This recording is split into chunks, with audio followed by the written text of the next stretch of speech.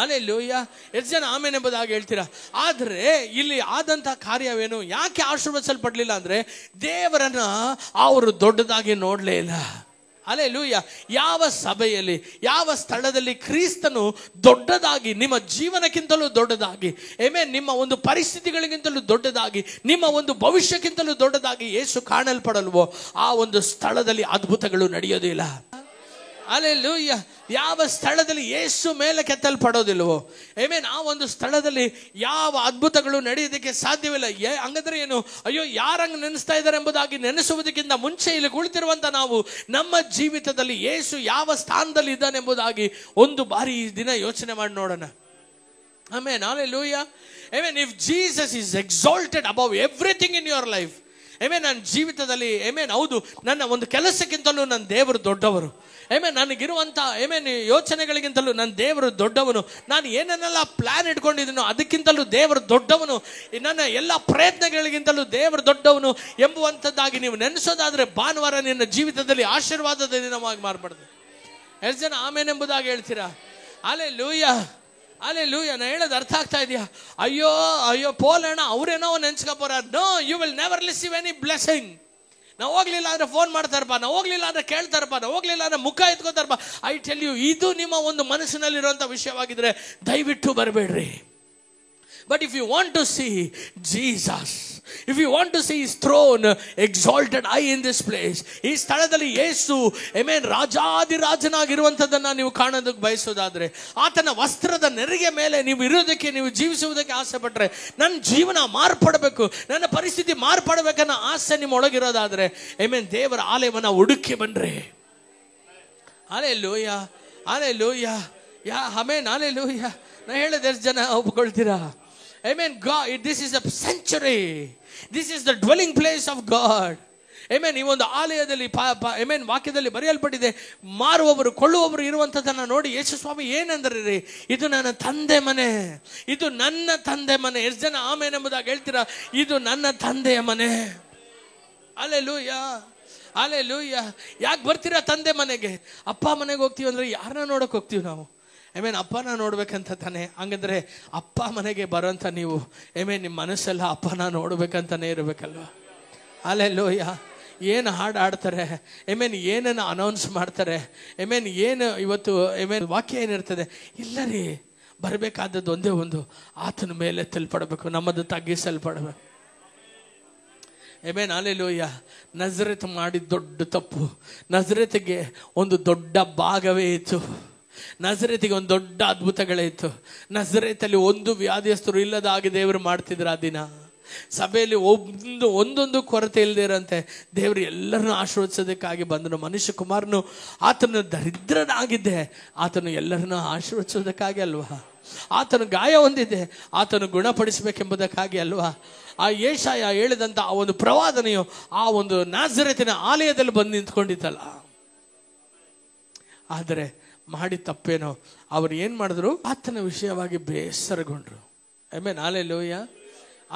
English Bible says they mocked at him. ಪರಿಹಾಸ್ಯ ಮಾಡಿದ್ರು. Hallelujah. ಈತನಿಗೆ ಎಲ್ಲಿಂದ ಬಂತು ಈ ಜ್ಞಾನ? They were astonished. ಆದರೆ ಆ ಒಂದು ಮಹಿಮೆ ಆದಂಥ ವಾಕ್ಯಗಳು, ಆತನು ಮಾತನಾಡ್ತಿದ್ದಂಥ ವಾಕ್ಯಗಳನ್ನ ನೋಡದೆ ಅದು ಎಲ್ಲಿಂದ ಬಂತು ಎಂಬುದಾಗಿ ಯೋಚನೆ ಮಾಡದೆ ಆ ಶಾರೀರಿಕವಾಗಿ ಯೋಚನೆ ಮಾಡ್ತಾ ಇದ್ದಾರೆ. ಇವನು ಯಾರ ಮಗ? ಹಲ್ಲೆಲೂಯಾ. ಏನ್ ಹೇಳ್ತಾವನೆ? ಇವ್ರ ಅಣ್ಣ ಮೊನ್ನೆ ಇವನಲ್ವಾ, ಅವ್ರ ತಂಗಿರು ಇವರಲ್ವಾ?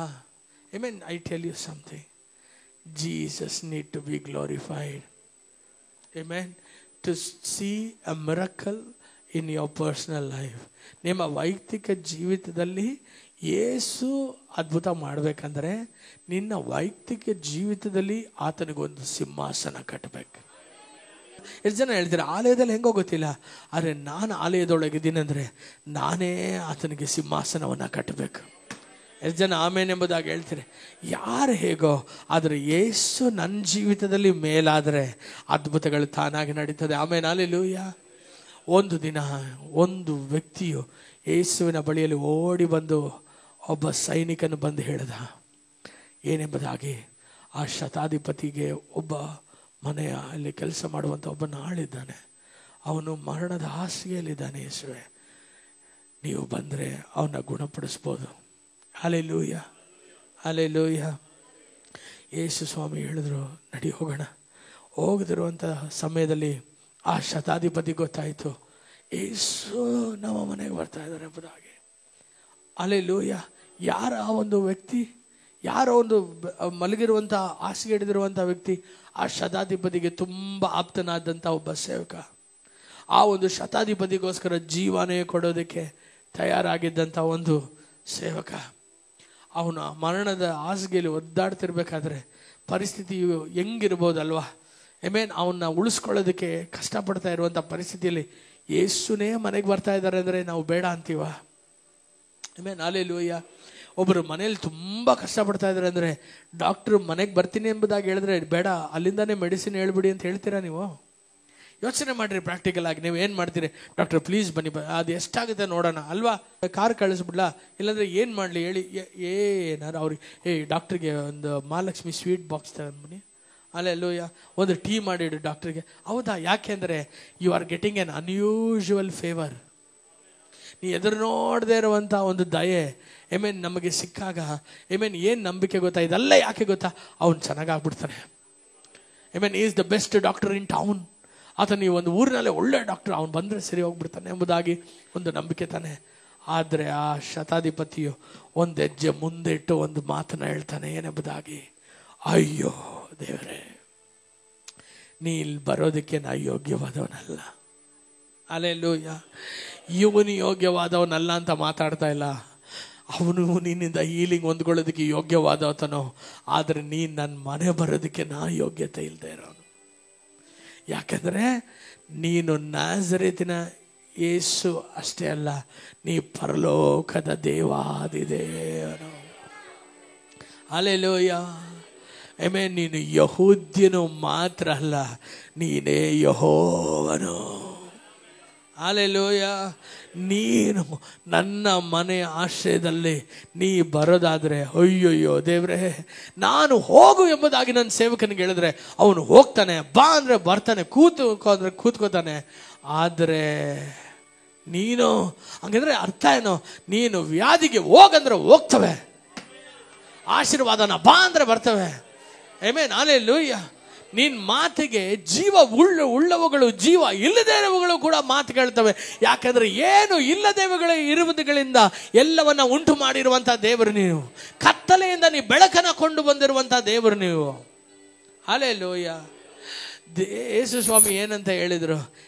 ಇಷ್ಟು ದೂರ ಬಂದ್ಬಿಡ್ತೀನಿ ಬಿಡಯ್ಯ ಅಂದ್ರ? ಇಲ್ಲ. ಯೇಸು ಸ್ವಾಮಿ ಏನಂದ್ರು? ಇಂಥ ಒಂದು ನಂಬಿಕೆ ನಾ ಇಸ್ರೇಲಲ್ಲಿ ಕಾಣಲೇ ಇಲ್ಲ. ಹಲ್ಲೆಲೂಯಾ. ಹೋಗು, ನಿನ್ನ ಹಾಳು ಗುಣವಾಗೋನು. ಹೋಗಿ ನೋಡಿದ್ರೆ the Bible says the servant was healed the self same hour. Hallelujah. ಯೇಸುನ ಯಾವ ಕ್ಷಣದಲ್ಲಿ ಆತ ಮೇಲೆತ್ತಿದ್ನೋ ಆ ಕ್ಷಣವೇ ಅಲ್ಲಿ ಗುಣ ಆಗಿತ್ತು. ಎಷ್ಟು ಜನ ನನ್ನೊಂದಿಗೆ ಸೇರಿ ಹೇಳ್ತೀರಾ, ಎಲ್ಲಿ ಯೇಸುನ ನಾ ಮೇಲೆತ್ತಿದ್ದೇನೋ ಅಲ್ಲಿ ನನ್ನ ಸಮಸ್ಯೆಗಳು, ಮೇಲಿರುವಂಥ ಸಮಸ್ಯೆ ಎಲ್ಲ ಕೆಳಗೆ ಬಂದು ಬೀಳ್ತವೆ. ರಿಬಾ ಟಲ ರಬಾ